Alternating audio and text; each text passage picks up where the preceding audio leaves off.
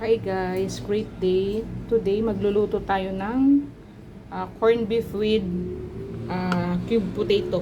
Okay. As you can see, the potato is soaked here with this is potato soaked in water with salt. Okay.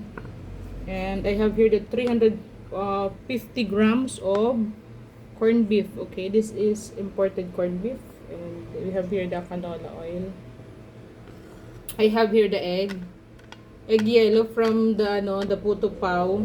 I just get the white, so I will consume this. And we have here the chili pepper.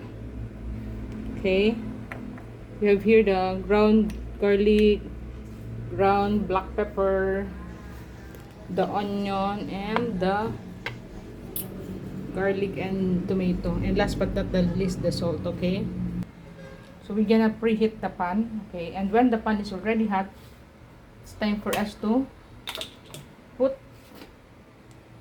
the oil. Okay, just a few oil lang guys, kasi yung corned beef ay sobrang mamantika na din yan. Okay, so alright, and we can now put the garlic. Okay,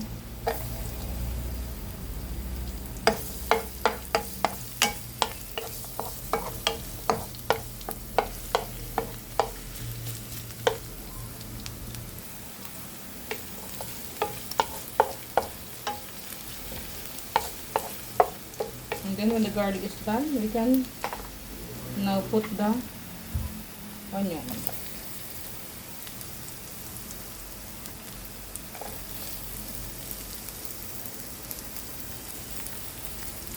I did not put much oil, cooking oil, kasi ang corned beef na yun ay masyadong mamantika guys.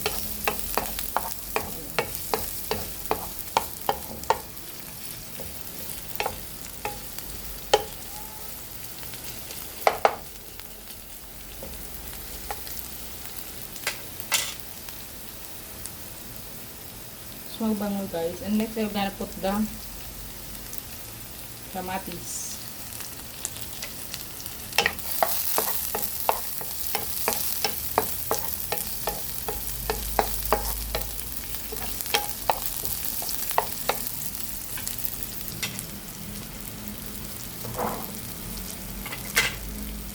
So next guys, I'm gonna put the potato.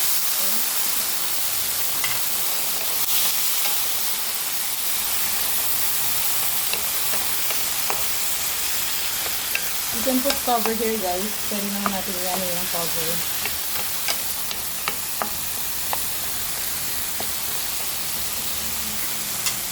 Pwede natin guys ilagay yung sili.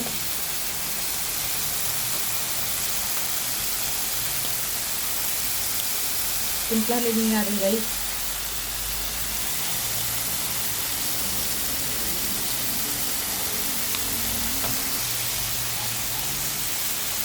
Lagyan din natin ground garlic guys.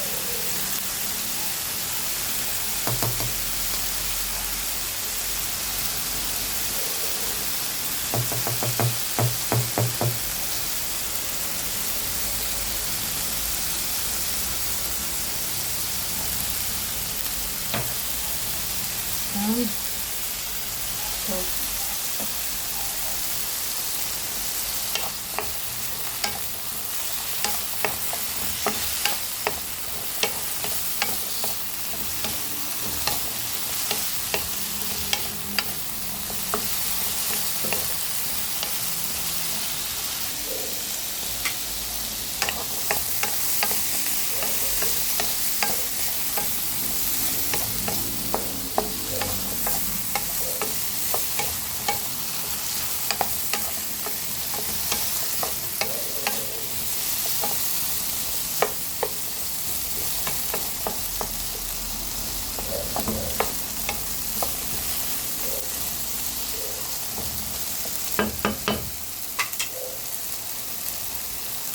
Now we can now put the corned beef guys. The corned beef is so madami.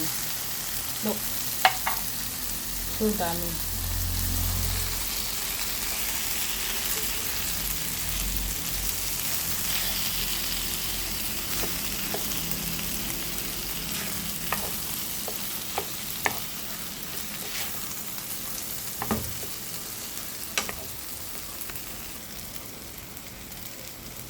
Lagyan ko natin guys yung egg.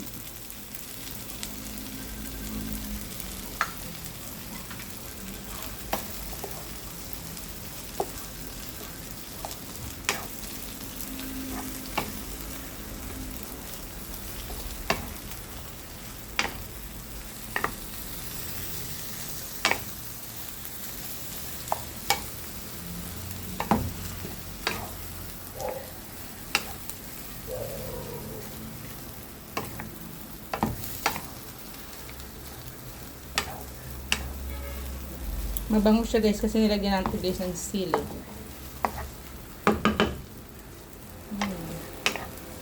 Nakakabango yung sili.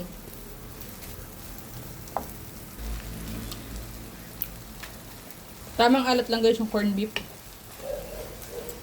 It's up to us kung timplahan pa natin o hindi na. Tamang alat lang siya. Masarap pala guys, lagyan talaga ng itlog. Para hindi nakakaumay, hindi masyadong ano, beef na beef. Diba? Guys. Pagluto na guys ang potato. Pwede na yun. Dagdagan ko guys ng konting salt. Konting garlic. Garlic. Garlic. And pepper.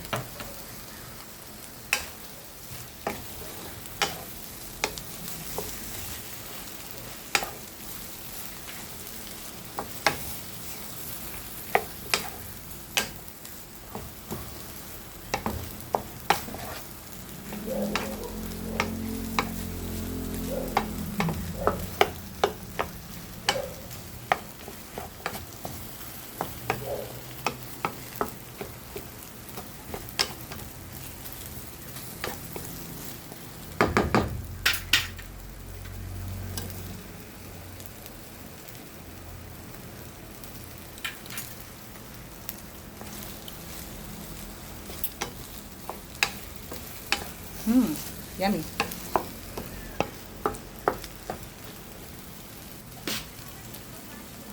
Cover natin guys.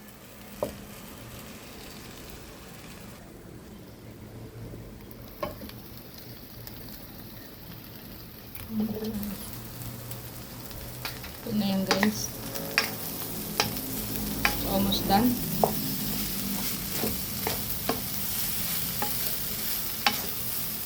Okay, so thanks for watching guys. Please don't forget to like and subscribe and share.